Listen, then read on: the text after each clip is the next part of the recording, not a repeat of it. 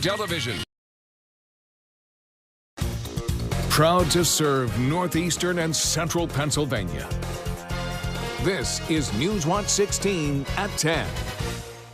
Good evening, I'm Scott Schaefer. And I'm Lisa Washington. We begin tonight in Luzerne County, where crews closed a large section of Interstate 81 to continue work on a multi-million-dollar bridge project. The northbound lanes near Pittston are closed right now. News Watch 16's Jack Culkin live for us tonight in Pittston Township near the job site. Jack. Good evening, Scott and Lisa. The work has been nonstop since crews closed that section of Interstate 81 here. They're now working at the Saucon Bridge project here in Pittston Township, where you can see they're getting ready to lift one of the first metal beams here for the project. That means a couple of noisy nights are in store for nearby neighborhoods, as well as a few miles of detours for late night drivers. Well, the last month has been quiet. They haven't been here in a month. But when they first started working here, it was 24/7. They were working concrete, chipping away and blasting, and it was noisy all middle of the night, daytime. John Fagati and other neighbors along Suskin Road in Pittston Township are gearing up for a few more noisy nights. Work crews looked across the halfway point on the Pennsylvania Department of Transportation's $7 million Suskin Road Bridge project. And the next few evenings, based on weather, our contractor, which is Susquehanna Valley, will be setting the beams for the bridge over the interstate. According to PennDOT officials, the project will see both north and southbound lanes of Interstate 81 closed on different days throughout the week from 8 p.m. to 5 a.m. Detours will be set up along State Route 315. We're really hoping to have this project done by the late fall of this season. Well, they're one step closer, I guess, to getting more of traffic back on this road, which I'm not looking forward to, but what could you do? While Fagati has grown to like the silence due to his road being closed, he hopes the next few days of work don't create any issues. They were backed up and down this hill with the trucks, the trailers, and the workers, etc. When they were dismantling the bridge, and we'll see what happens the next day or so when they get to this side of the bridge when they're putting new beams up. You can see crews are continuing to work. They're unloading another one of the beams here at the bridge now, but let's talk about some of those detours that we're going to see over the next couple of days for Interstate 81 North, which is closed right now. PennDOT says drivers are getting off at exit 175. They're going to get on Route 315 and make their way to Avoca, where they'll be able to get back on to Interstate 81 at the entrance there. As for the southbound lanes, which will be closed tomorrow, drivers are going to get off at exit 178 in Avoca, get on Route 315 and make their way to Pittston, where they'll be able to get back onto Interstate 81 South. Now, this project is set to run through early Friday morning, but that could all change depending on the weather. For News Watch 16 Live, I'm Jack Culkin. Jack, thanks very much. That road work on 81 was postponed last night because of weather.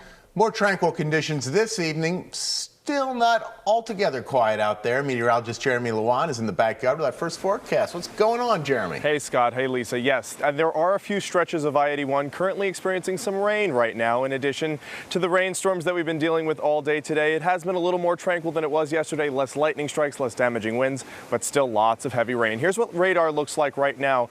You can see those showers currently moving through Luzerne County. They just moved through Union, Snyder, Northumberland, Montour, Columbia counties, now moving into Luzerne County. There are sections of I-81 just north of Pottsville, as well as into Wilkes-Barre, just to the east of Nanticoke, where you're experiencing some moderate to heavy rain, but no lightning to talk about right now. Temperatures right now are only in the 70s in Williamsport and Towanda. Otherwise, everybody else is in the 60s, low 60s at that in the northern tier.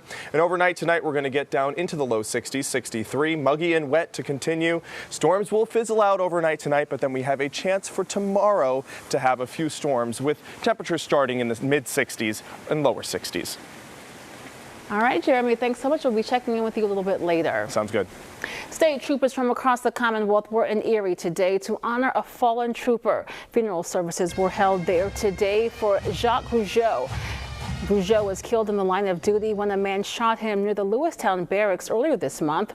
Another trooper, Lieutenant James Wagner, was also shot. Wagner is still in the hospital. Rougeau was 29 years old and had been with the state police for 3 years. Brian Kohberger back in an Idaho courtroom this afternoon, one day after prosecutors announced they will seek the death penalty against him. His defense team filing new paperwork arguing there's no connection between Kohberger and the victims, claiming there were 3 additional unidentified male DNA profiles found at the crime scene. But prosecutors allege Kohberger committed the murders and claim DNA taken from his cheek swab tied him to a knife sheath left behind. They're saying that his acts were especially heinous, that while committing one murder, he was preparing for another. If they're able to prove just one of these factors, Brian Kohberger could be put to death.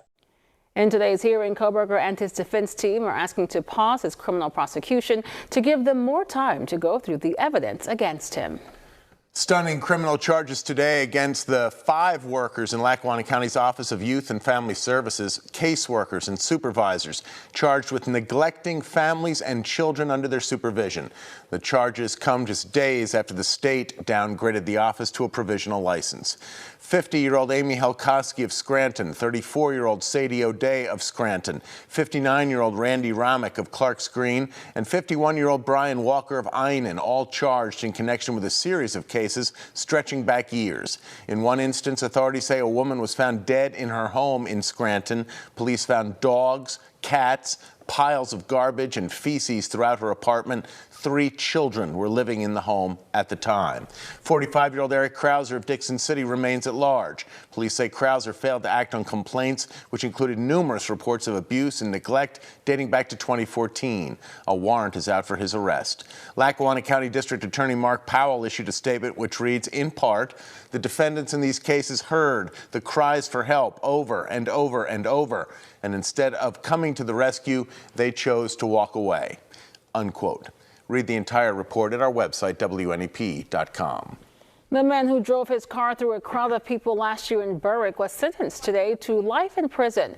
Last August, Adrian Sura Reyes plowed his car into a group of people who were raising money for the surviving family members of a deadly fire in Nescopec.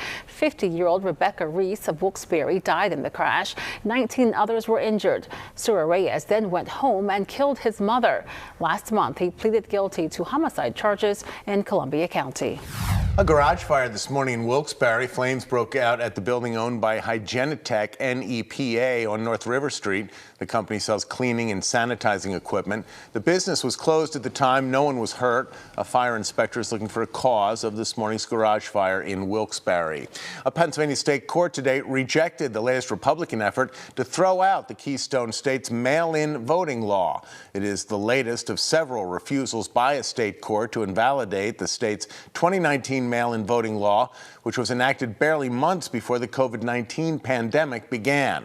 The lawyer for the Republican lawmakers who brought the case said he expects to appeal to the state Supreme Court. That court has twice upheld the mail-in voting law against previous challenges.